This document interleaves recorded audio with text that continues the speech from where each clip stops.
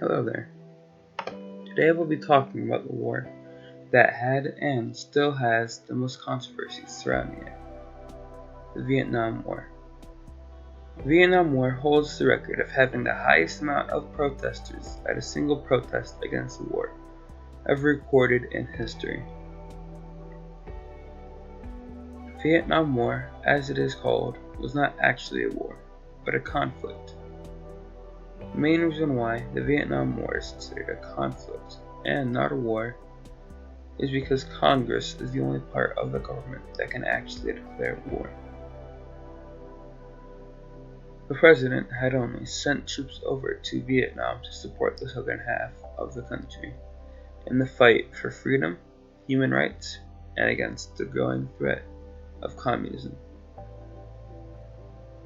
It all started when China became a communist superpower and it gained control of the northern half of Vietnam.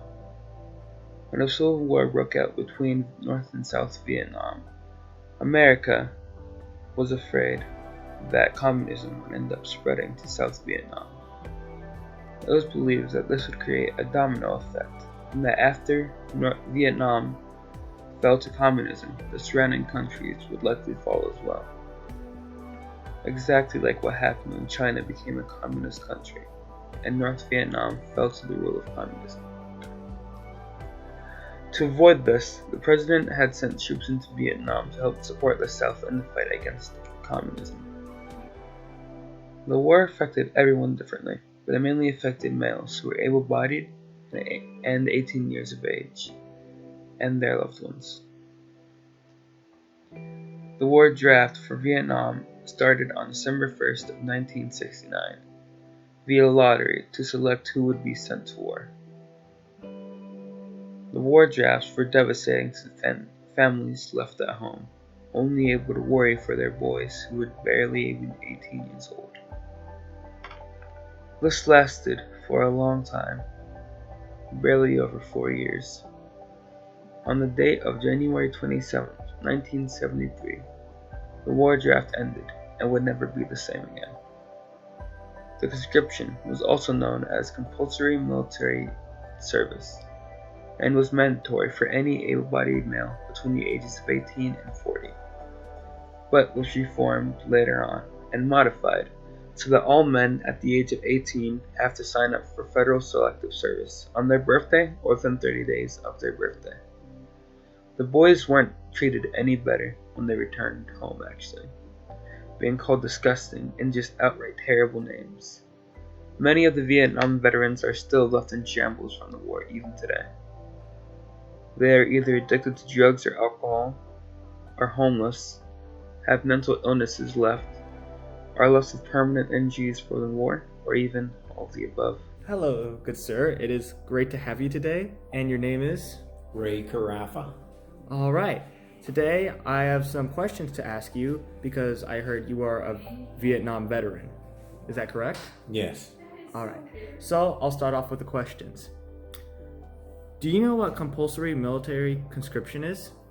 Exactly. It was called the draft back in the Vietnam War era. I was drafted. I got my draft notice before I graduated from high school when I was 18 years old. And I was told to report down to for my physical in Cleveland, Ohio at the time. I kind of tossed that around and I thought, well, maybe I should join to have a little bit of more of a direction in the service versus just going and being drafted. So I decided to join. Cordy? How long did you serve in the war? In the war, I was actually in Vietnam for a total of 15 months. 15. And how was your life after the war? Well, life after the war, I didn't know what I wanted to do after I got out of the Marine Corps. I decided to use the GI Bill benefits and go to college at Ohio State University. Oh. And the life after the war, I don't know if I had a little PTSD or little bit of depression due to the nature of the country at the time. It was not a popular war. People were protesting. I wasn't the coolest guy on campus at the time. So it was kind of a hard readjustment from military life to the hippie days. Do you have any regrets left from the war? Not really. I have a regret because of all those 58,000 plus men and women actually died in the war over 10 years, and then our government pulls out of Vietnam and basically wasted all those lives that they sent there to serve. The main thing at the beginning of the war in more or less 1965, when Lyndon Johnson sent the Marines into South Vietnam at Da Nang, the servicemen and women were committed, and we thought the government was committed also. They weren't.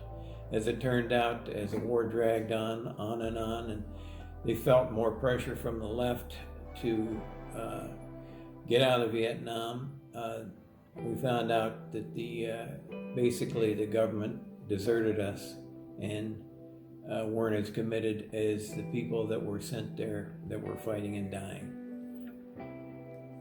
How has the war affected you in your life right now? Well, I still have kind of flashbacks a little bit. I was not in the infantry. I was in the Marine Corps Air Wing. We serviced the aircraft, the bombers that gave ground support and bombed the North Vietnam. So I wasn't actually out there in the field with the infantry, or as we called them, the grunts. I didn't see any of my buddies die like the infantry had to go through. They had it much tougher than I did. We had a few rocket attacks and we had snipers sniping at us on guard duty and things like that. But it wasn't as traumatic for me as it would be if I was in the infantry.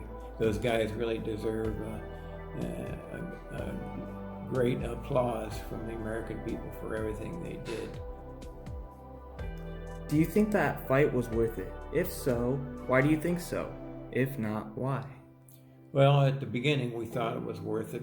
We basically went in to Vietnam with our hands tied behind our backs.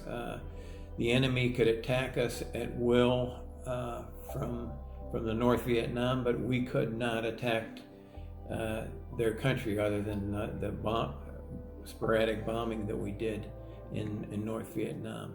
I thought that was very unfair that we were sent into a war that we basically couldn't win. We were trying to make it a stalemate, and it went on for about 10 years, and it was pretty rough. And to be pulled out of that war after all those people died, it was heartbreaking.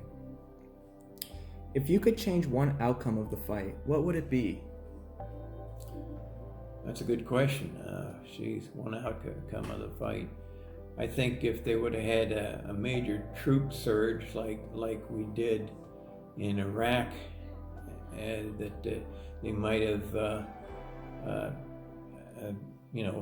we might have been able to hold the war. First of all, we didn't lose the war. Even during the Tet Offensive in 1968, we won every battle in that war. But the news media covering the war, this is one of the first wars where the news media was right on the scene and transferring everything via television to the American public. It brought the horror of that war into the American living room. So a lot of the war wasn't lost by the troops in Vietnam. The war was lost by the people back home.